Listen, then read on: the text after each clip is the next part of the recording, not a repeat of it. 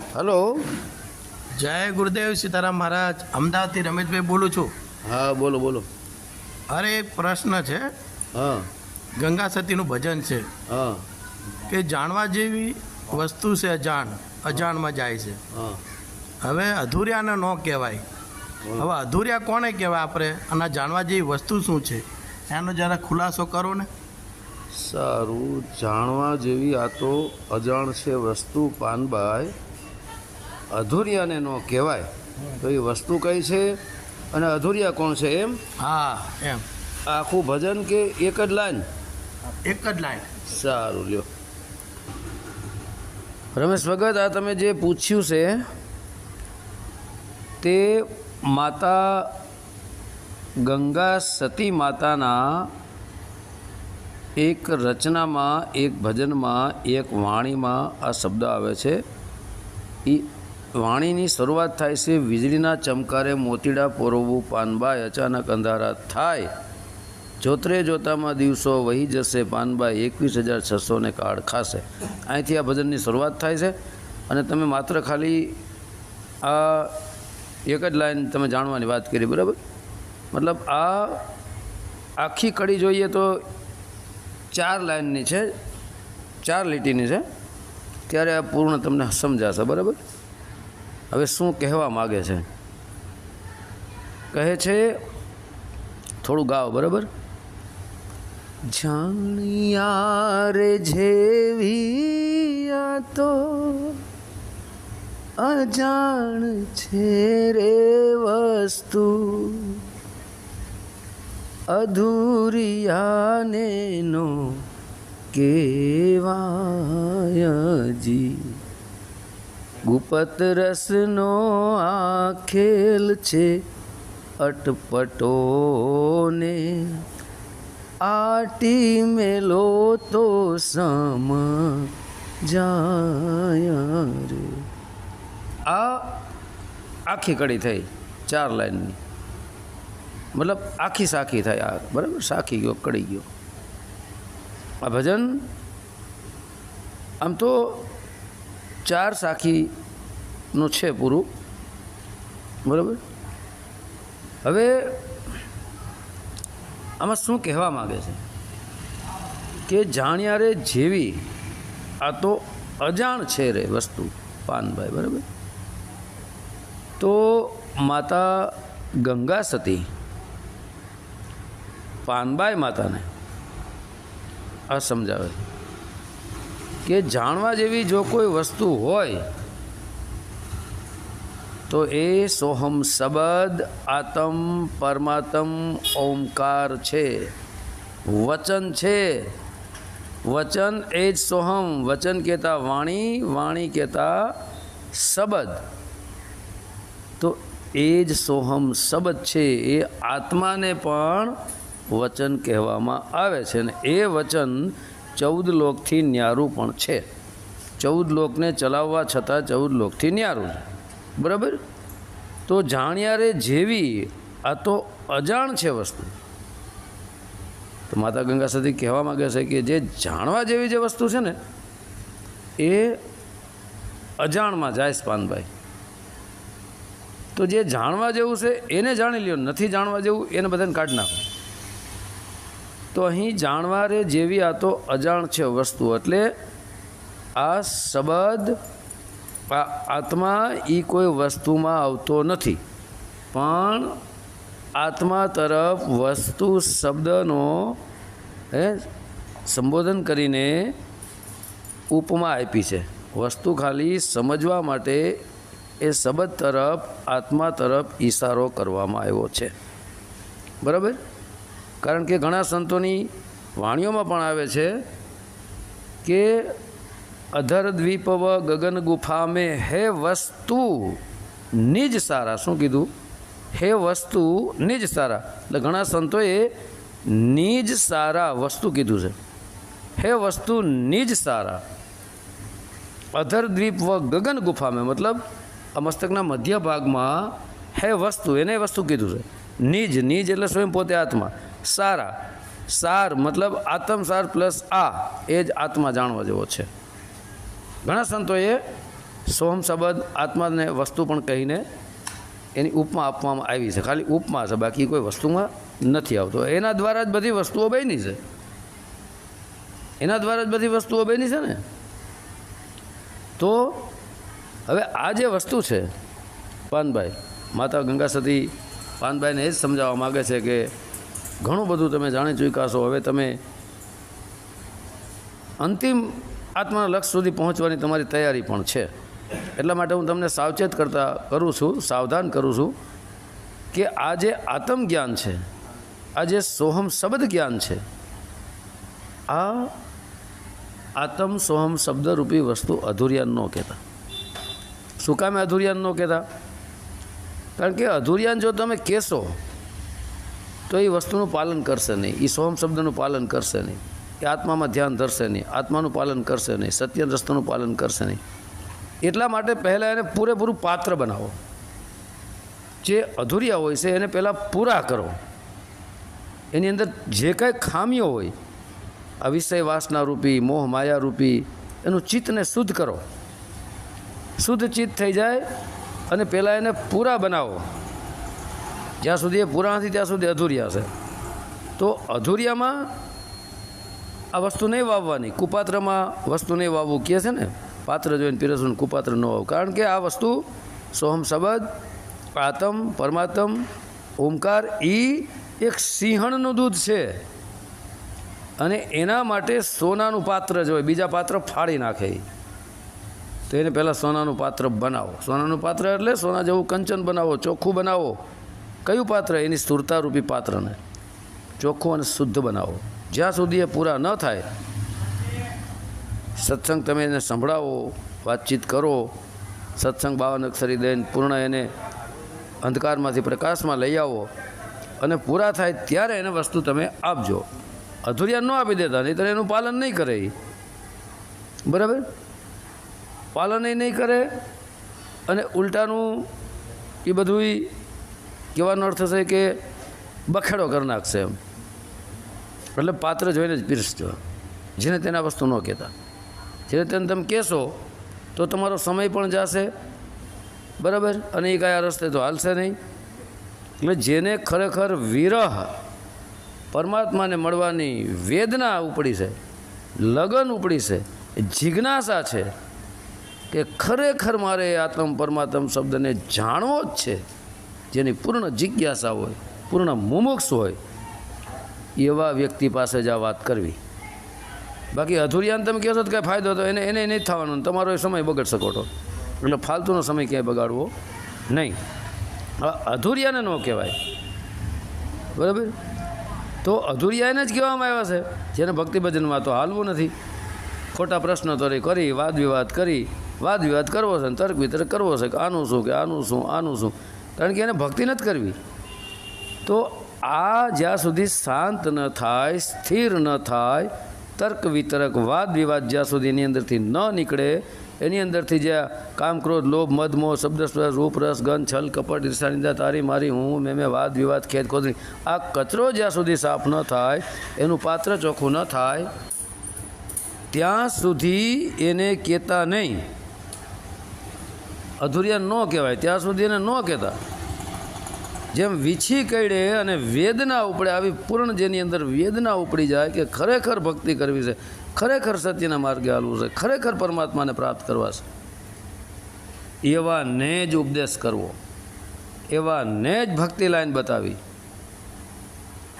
તો આવા મળે તો શિષ્ય કરજો. જો કે પાનભાઈ માતાએ કોઈ શિષ્ય કર્યા જ નથી અને ગંગા સતી માતાના એક જ શિષ્ય હતા. કારણ કે લાખોની સંખ્યામાં ચેલ્યું ચેલા મોંડીને ઘેટા બકરાનો વાડો બનાવી દેવો એ ભક્તિના લક્ષણો નથી, એ ધર્મના નામે ધંધા છે. જ્યાં સુધી પાત્ર નથી ત્યાં સુધી એને ઉપદેશ નથી કરાતો. એને બોધ લાગે નહીં, ઉપદેશ લાગે નહીં, તેમાં શું ખોટો સમય બગાડવો? તો આ અધૂરિયા છે, જેની અંદર જિજ્ઞાસા નથી, લગન નથી, તડપ નથી, ભક્તિના લક્ષણો નથી, ત્યાં સુધી એને અધૂરિયા કહેવાય. તો આવા અધૂરિયાને ન કહેવાય, બરાબર?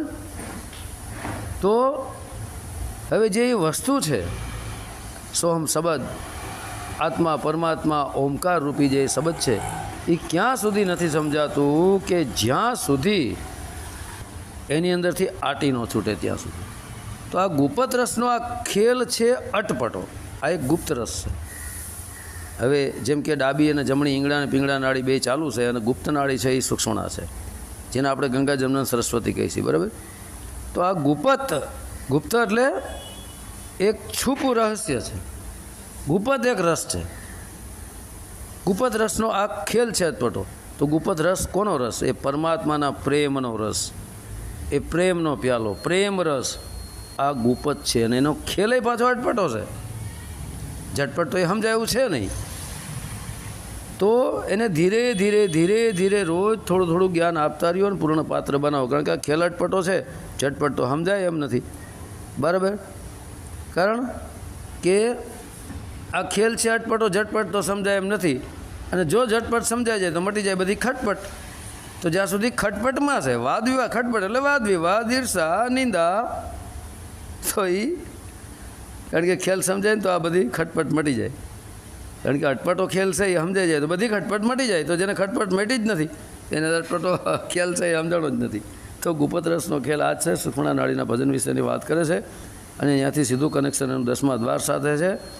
અને ત્યાં આત્મરસ, આત્મના પ્રેમનો રસ, અમી રસ, એને મેળવવા માટે અટપટા ખેલમાં હાલવું પડે છે.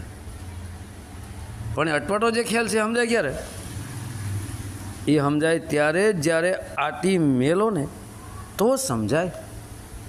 તો આટી એટલે શું? આટી એટલે સમજો કે એક વીંટોળિયો છે. આપણે પવન આવે નથી વીંટોળિયા ઉપડતા, ગોળ ગોળ ગોળ ગોળ ફરતો ફરતો ફરતો વીંટોળિયો આવતો હોય, બરાબર. એક દ્રષ્ટાંત કે એક વીંટોળિયો ગોળ ગોળ ફરતો ફરતો ફરતો ફરતો બધાને પૂછવા લાગ્યો, દ્રષ્ટાંત સ્વરૂપે છે કે ભાઈ ક્યાંય તમે પવનને જોયો? ક્યાંય વાને જોયો? વાને જોયો? બધાને પૂછવા લાગ્યા. એમાં એક મહાત્માજી મળી ગયા. એટલે વીંટોળિયાએ મહાત્માને પૂછ્યું કે મહાત્માજી ક્યાંય વાને જોયો કે તમે? એટલે મહાત્માએ કીધું કે ભાઈ તું આ ગોળ ગોળ ફરેશ, આટી જે તારે આટી પડી ગઈ છે, એ આટી મેલતે ને સીધો થઈ જાય તું પોતે જ પવન છો, પોતે જ વાસો. પણ આટી મેલતો તને સમજે ને, આટી તારે મેળવી નથી. તો એમ જે આટી છે એ જે આટી છે ને એ આટી જ છે ને એ કામ, ક્રોધ, લોભ, મદ, મોહ, શબ્દ, સ્પર્શ, રૂપ, રસ, ગંધ, તારું, મારું, હું, મેં, વાદ વિવાદ, માન, મોટાઈ, અહંકાર, બળાઈ, આ બધી આટી પડી ગઈ છે. તો આટી પડીશ કોની આરે?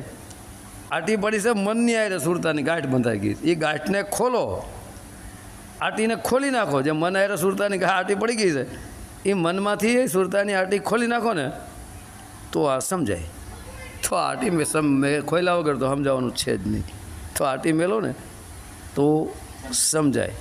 તો આ જે જાણવા જેવી વસ્તુ છે, વસ્તુ તરફ એટલે આત્મ સોહમ શબ્દ તરફ ઇશારો કરવામાં આવ્યો છે. એ અધૂરિયા ન કહેવાય. અધૂરિયા એને જ કહેવાય છે કે જેને ભક્તિ ભજનની કાંઈ પડી નથી, મોહ માયામાં રચ્યા બચ્યા રહે છે. અધૂરિયાને કહેવાય નહીં. કાંઈ કહેશો તો ભક્તિ તો કરશે નહીં.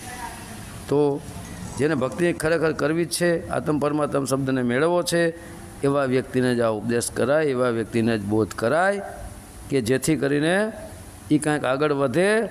નહીંતર જેને તેને બોધ કરશો આડે ધડ ચેલ્યું ચેલા મૂંડવા માંડશો ધંધા માટે, તો એ ચેલ્યું ચેલા જ ગુરુના વિરોધ કરશે અને ગુરુને ક્યાંય ફેંકી દે. એ સ્વયં પોતે પોતાના ગુરુની ઈર્ષા, નિંદા, ખેદ ને ખોદણી, વાદ વિવાદ ગુરુના હામો પોતે જ પડશે અને પોતે ગુરુ થવા માંડશે. કારણ કે એ બધા અધૂરિયા છે જેને તેને. કારણ કે એ ગુરુની જ ખામી છે ને. જોયા જાણ્યા વગર જ્યાં ત્યાં બી વાવી દે, બીડમાં શું ઉગવાનું? કાંઈ ઉગવાનું નથી. એટલે જોવું પડે છે. ચેલ્યું ચેલા મૂંડવા જ મળે. કારણ કે ચેલ્યું ચેલા જાજા મૂંડે નથી, કંઈ તરે નહીં. લાખોની સંખ્યામાં જોઈ લો આગળના તમે ઘણા વર્ષો પહેલાં કારણ લાખોની સંખ્યામાં ચેલા મૂંડીને ગયા કોઈ તૈયાર જ નથી. એ કોઈ નથી તૈયાર, બધા ફેલ થઈ ગયા. તો એ ઘેટા બકરાનો એક વાળો થઈ ગયો કહેવાય. અને એ પછી પોતાના જ ગુરુની ઈર્ષા નિંદા ચાલુ કરી દે અને પોતાના ગુરુ આરે વાંધો શરૂ કરી દે. પછી એમ કહી દે કે અમારા ગુરુને કાંઈ નથી ખબર હતી, ગુરુ કરતાં મને જાજી ખબર પડે છે. અમારા ગુરુ પાસે શું જ્ઞાન હતું, એના કરતાં મારી પાસે જાજુ જ્ઞાન છે. એટલે આવી માણસો વાતો કરે છે, પણ ખરેખર એમાં ગુરુ અજ્ઞાની હોય. કારણ કે ગુરુનો ધંધો હોય ચેલ્યું ચેલા મૂડીને, એને પૂર્ણ જ્ઞાન તો હોય નહીં. જો પૂર્ણ જ્ઞાન હોય તો એને ખબર પડે કે આ પાત્ર છે, આને ઉપદેશ કરવા જેવો છે કે નથી, એ ગુરુને ખબર પડી જતી હોય. કારણ કે ગુરુ સ્વયં જ જો અજ્ઞાની હોય, કથણી બકણી કરતા હોય, આત્મ પરમાત્મ શબ્દનું જ્ઞાન તો હોય નહીં, એટલે ગમે એને ચેલ્યું ચેલા મૂડી નાખે, કારણ કે એને પૈસા એ મતલબ છે. બરાબર? તો પછી એ એવા ચેલ્યું ચેલા મળે એટલે એ ગુરુની અપકીર્તિ કરે. એને તો કાંઈ આબરૂ ન હોય, હારો ગુરુની આબરૂ કાઢે. જો કે ગુરુને આબરૂ સાથે કોઈ મતલબ હોતો નથી, પણ એની આબરૂ તો એના ધજાગરા તો કરી જ નાખે ને એના ગુરુને, તો એના ગુરુને ધજાગરા કરે. એટલે ગુરુ ઘણી જગ્યાએ ઘણા અંશે જે ખોટા હોય છે, જે સ્વયં અજ્ઞાની હોય છે, એ ઝાઝા ચેલ્યું ચેલા મૂંડવા માંડે છે. પછી એનો પાખંડ પર્દાફાશ એક દિવસ થઈ જાય છે અને ખબર પડી જાય છે, પકડાઈ જાય છે ને કેટલાય જેલમાં ઘરી ગયા છે ને હજી કેટલાય ઘરીએ જવાના. કારણ કે મને તો બધી ખબર જ છે, બધાની હિસ્ટ્રી જાણું જ છું. પણ મારે શું છે કે હું કોઈનું વ્યક્તિગત નામ લઈને કોઈને કહેતો નથી. ભાઈ જે કરે તે ભરે. હે? કારણ કે કબીર સાહેબ દાસ એક વાણીમાં કહે છે ને કે કબીર ખડા બાજાર મેં માંગે સબકી ખેર, ના કિસી સે દોસ્તી ના કિસી સે બેર, કબીર તેરી ચોપડી ગલકટિયન કે પાસ, કરે સો ભરે તું ક્યું ભયા ઉદાસ. ભાઈ જે કરે એ ભરે, આપણે શું લેવા દેવા. બરાબર? આ એક નક્કી કરી લેવાનું. પણ એટલે ગુરુ જો સમજણા હોય તો એ જોઈ જોઈને શિષ્ય બનાવે છે, આડેધડ શિષ્ય નથી બનાવતા. અને આડેધડ જે ગુરુ શિષ્ય બનાવવા માંડે છે એ જ ગુરુનો એનો જ શિષ્ય એનો વિરોધ કરે અને એનો જ શિષ્ય એને પાડી દે. આ નોટ કરજો, તમે જોઈ લેજો. જો અજ્ઞાની ગુરુ હોય તો, અને જ્ઞાની શિષ્ય હોય છે એવું નથી. હે? ગુરુ કરતાં ચેલાય હવાયા થઈ જાય છે, નથી થતું એવું નહીં. પણ અજ્ઞાની ગુરુ હોય અને ચેલામાં જ્ઞાન હોય તો એ ગુરુને કહી શકે કે ગુરુદેવા તમારી ભૂલ છે. જેવી રીતે ગુરુ ગોરખનાથ મચ્છન્દ્રનાથની માયા હતી, જોકે એ તો એની માયા હતી, છતાંય ગુરુ ગોરખનાથની પરીક્ષા કરવામાં આવે છે. બરાબર? કારણ કે ગુરુ ગોરખનાથની તો માયા મચ્છન્દ્રનાથની હતી. મચ્છન્દ્રનાથે એક માયા રચી હતી અને ગોરખનાથની પરીક્ષા કરવામાં આવી હતી કે મારો શિષ્ય કેટલી હદે છે એમ. અને પરીક્ષામાં ગોરખનાથ પાસ જ થઈ ગયા હતા. આખી એક માયા ઊભી કરે છે. માયા મચ્છન્દ્રનાથની કહેવાય છે ને, માયા રચે છે, એમાં લગ્ન થાય છે, મીનનાથ નામનો બાળક થાય છે, આવું બધું ઘણું કંઈક થાય છે. બરાબર? તો એ માયા રચી હતી અને ગુરુ ગોરખનાથ બધું એને સમજાવી દે છે. બરાબર? તો એવી રીતે આ તો મચ્છન્દ્રનાથની તો માયા હતી અને ગુરુ ગોરખનાથ એમાં પરીક્ષામાં પાસ થઈ જાય છે. પણ અત્યારે હાલના યુગમાં ઘણી જગ્યાએ ગુરુઓ ખોટા પણ હોય છે અને શિષ્યમાં વધારે જ્ઞાન હોય છે. તો એ ગુરુને તમે કહી શકો, પણ વાણી શું વાપરે છે અત્યારના આજકાલના ગુરુઓ ખબર કે ભાઈ છે ને ગુરુ કે કરાય, ગુરુ કરે ન કરાય. એટલે હું છૂટો થઈ ગયો કે ગુરુ કે કરાય, ગુરુ કરે ન કરાય, ગુરુની ખામી ન જોવાય. હે? ગુરુ કે કરાય તો હું ગુરુ કોઈક દીકરીને આબરૂ લૂંટે તો એને કાંઈ નહીં કહેવાનું, ખામી નહીં જોવાની. ગુરુ ઊંધે રસ્તે ચડાવી એને ખામી નહીં જોવાની. અરે અર્જુને દ્રોણાચાર્ય ગુરુને ઠોકી નાખ્યા હતા યુદ્ધમાં. ગુરુ ધર્મના રસ્તે હાલતો શિષ્યનો અધિકાર છે કહેવાનો. ગુરુ સાહેબ બાપ છે અને શિષ્ય દીકરો છે. બાપ ખોટે રસ્તે જતો હોય, સારો દીકરો હોય તો કહે કે બાપ પિતાજી તમે આ ખોટું કરો છો. પિતા હોય તો એવું ખોટું ખોટું કહી દેવાય, ગુરુ હોય તો એ શું થઈ ગયું? ખોટું બતાવે તો ખોટું નહીં કહી દેવાનું. તો શું ગુરુ એટલે આવી રીતે કરીને ગુરુઓ ઘણા ચાલાક હોય છટકી જાય કે ગુરુની ખામી ન જોવાય, ગુરુની ઈર્ષાનિંદા ન કરાય. જોકે ઈર્ષાનિંદા તો ન જ કરાય, જે કરે ભરે. બરાબર? પણ ખામી ન જોવાય. પણ ખામી હોય તો ખામી તો જોવી જ પડે ને. નકર એ જેમ પૂછડા પકડાય એમ થોડવા મળી જાય, એ તો નરકમાં જાય, આપણે નરકમાં લઈ જાય. તો ગુરુને કહેવાય કે ગુરુદેવા તમારું ખોટું છે. અને ગુરુ છતાંય અહંકારી હોય જ ન માને. નથી કહેતા ભલી ભલી દુનિયા ફરે દીવાની, એકનો સમજે અજ્ઞાની રે, એકનો સમજે અભિમાની રે, ભલી ભલી દુનિયા ફરે દીવાની.